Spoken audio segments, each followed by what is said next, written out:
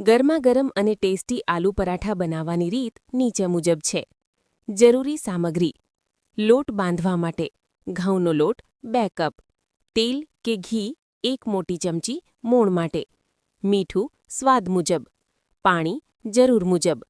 માવો બનાવવા માટે બટાકા 3 થી 4 નંગ બાફેલા અને મેશ કરેલા, લીલા મરચાંની પેસ્ટ 1 મોટી ચમચી, આદુની પેસ્ટ અડધી ચમચી, ઝીણી સમારેલી કોથમીર 1/4 કપ, લાલ મરચું પાવડર 1 ચમચી, ધાણા જીરું પાવડર 1 ચમચી, ગરમ મસાલો અડધી ચમચી, આમચૂર પાવડર અડધી ચમચી અથવા લીંબુનો રસ, મીઠું સ્વાદ મુજબ.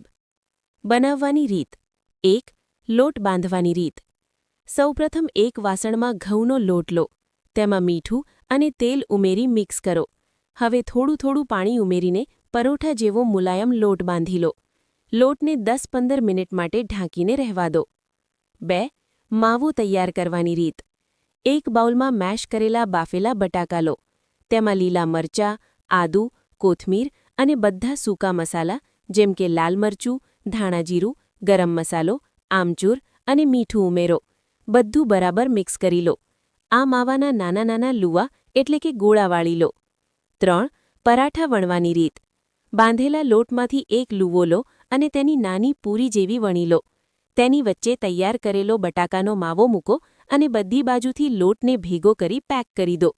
વધારાનો લોટ કાઢી નાખો અને તેને હળવા હાથે દબાવીને ગોળ પરાઠું વણી લો. ધ્યાન રાખવું કે સ્ટફિંગ બહાર ના નીકળે. 4. પરાઠા શેકવાની રીત. તવી ગરમ કરો અને તેના પર વણેલું પરાઠું મૂકો. બંને બાજુ થોડું શેકાય એટલે તેના પર ઘી અથવા તેલ લગાવો. ધીમાથી મધ્યમ તાપે પરાઠાને બંને બાજુ ગોલ્ડન બ્રાઉન અને કરકરા થાય ત્યાં સુધી શેકી લો.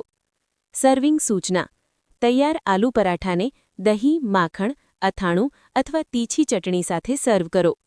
ટીપ: જો તમારે કંઈક અલગ ટ્રાય કરવું હોય તો માવામાં થોડું છીણેલું પનીર અથવા ચીઝ પણ ઉમેરી શકાય છે.